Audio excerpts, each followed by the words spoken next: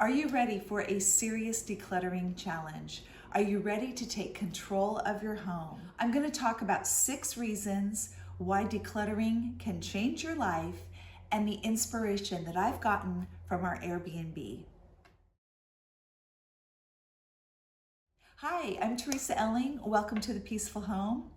I wanted to give you guys a quick tour of our Airbnb.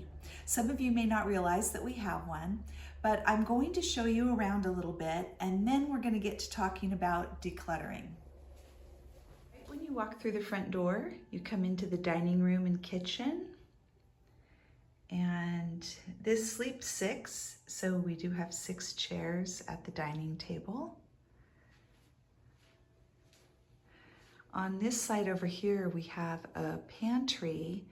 I've got a bunch of thrifted baskets up here, a rod for hanging clothes, and this is tablecloths, pillows, blankets, all things that guests can take outside.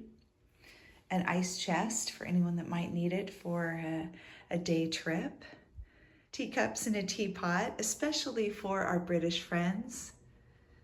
And this is just part of my collection of glass, a collection of coffee mugs.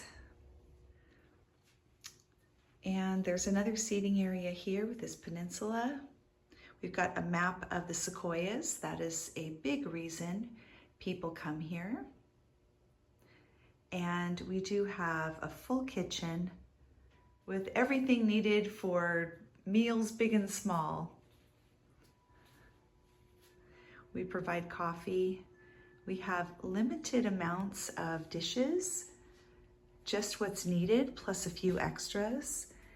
And this has definitely contributed to some of my thoughts lately about clutter.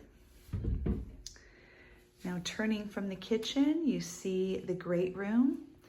Really, this is a studio, one room that has a small bathroom and a small closet turned to bedroom. We've got books and magazines, toys, puzzles. Again, this is not a minimalist home, but it has just what it needs. I do love gallery walls. This one's so pretty. Very comfy couch. Really cool table. I need to do a video sometime of the DIYs that I've done in here. We've got luggage racks and extra linens in the trunk. A towel rack if you've been at the pool or the beach. And we do have a king-size bed. Now these are the 2 sliding barn doors that divide what has been used. One of our daughters that lived here used this as a walk-in closet, and the other daughter used it as a nursery. It only has a full bed. That is the only size we could fit, unless we literally went wall to wall. And we call this the horse room. The next little room is the bathroom.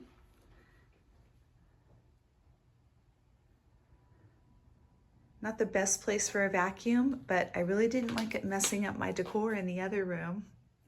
We have a washer and dryer as well. Just built a new deck, which I need to decorate and film for you guys, but this overlooks the river. We've got outdoor table and chairs, hammock. You can see the river a little bit from here. You just walk down those stairs.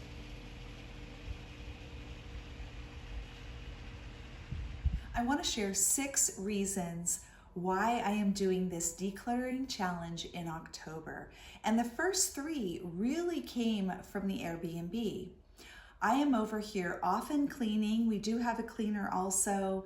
And sometimes I'm not available and she cleans, and sometimes she's not available and I clean. And number 1, it is extremely easy to put things away. If one of the kids played with Legos and they were either, left by the bookcase or maybe even put in the wrong spot on the bookshelf, I can see at a moment where that needs to go and move it. Tidying up is an absolute breeze. Number 2, it is extremely easy to clean. I don't have to move things. I don't have to shuffle stuff around. I can get right to cleaning.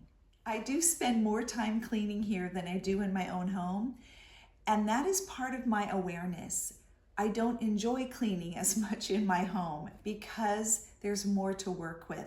There's more decisions to make, more things to move around, and I don't have that here. Here it is so easy to clean. Number 3, it's cozy and inviting without being cluttered. So the thing is, we haven't gone bare bones here. This is not a minimalist home. Guests seem to have everything they need. I'm always asking if there's anything that needs to be added to the list. And over the past 2 years, we have added things like a birthday banner and birthday candles for those that are here for a celebration. But for the most part, people are so happy. They come in with their families. They have activities going on. Maybe they've traveled for the day. They might be making full meals or bringing in takeout. They have everything they need to sleep, to bathe, to watch TV. And I guess it's been sufficient because so far we have over 100 5-star reviews. And we feel so grateful and fortunate. We have had the best and most amazing guests from all over the world. Seriously, like the best people come here, and we just feel honored to host them. To me, it's a perfect balance of being cozy, well decorated. Your eye kind of moves around the room to see color and pattern, but without the clutter. And that's what I want for my actual home. I want to have the same feeling I have when we're in the cottage. The 4th reason that I want to do a major declutter is to reduce decision fatigue. Now, I find myself every day wondering what I should do next because it feels overwhelming. It feels like every room has something that needs to be done. It needs to be decluttered. It needs to be organized. Everything we have has to be managed and taken care of. And I honestly feel like I have too much stuff. Do you feel like you agree with that? Would you say you have too much stuff? Would you comment below and let me know if that strikes a chord with you? Do you feel overwhelmed? Are you in on this challenge? I'm going to talk a little bit more about it at the end. But number 5, I want to stop the shuffle. I want to stop rearranging the chairs on the Titanic. I keep shifting things, shuffling things in the name of organization. Now, I've been a professional organizer since 2002. I've been organizing my entire life, as long as I can remember. But that actually has been a detriment to me because when I have too much stuff, I can get it organized. Absolutely. But just because I can organize it doesn't mean I should have it all. It's just too much. So being organized has actually distracted from the fact that I have too much. We trick ourselves into thinking that we're finally getting organized when really we're just moving things around. And number 6, I want to free up my time. I want less inventory. I want less to manage. Part of that is noting the season that you are in. Now, when you're first starting out on your own or you're first starting a family, you've got to build up, right? We've got to start collecting the things. And then if you're having children, it's like, okay, a new child that needs a bed and a dresser and a chair in their room and maybe a rug and toys. And we just begin to add and add. And that is as it should be. It should kind of be like a bell-shaped curve. If you remember those from school, you kind of start out with nothing, and I feel like we should end up with nothing. So we're collecting, and then we start realizing, I have everything I need. And we begin to declutter. We begin to come back down that other side of the hill and get rid of the excess. Now, I actually did a bell curve twice because we lost our home in the recession of '07. And we didn't foreclose, we were making our payments, but we could not sell our house. There were thousands of homes for sale in our town in California, and we couldn't even get people to come see it. There were that many available. And we finally had to do a deed in lieu of foreclosure after over a year on the market, where we just handed it to the bank. Here's the deed, and we walk away. After that, we ended up living with my grandma and caring for her for about 5 years. And over those 5 years, we decluttered our storage unit 3 times, finally just getting rid of everything from our previous home. We were living in my grandma's house. She had plenty of furniture. And when it was time for us to move, we were starting all over again. Now, this is when I went full bore into thrifting. Everything in our home was secondhand, except the mattress that we purchased when I was at my grandma's. We actually bought that new, but everything else was secondhand. And this is how I could build my home in an affordable way with unique finds. And that was a huge blessing for that season. After we lived in our first home for about 5 years, we moved here to the ranch, and we've been here now for 7. It's just been in the last year, this wake-up call of, I've completely furnished my home.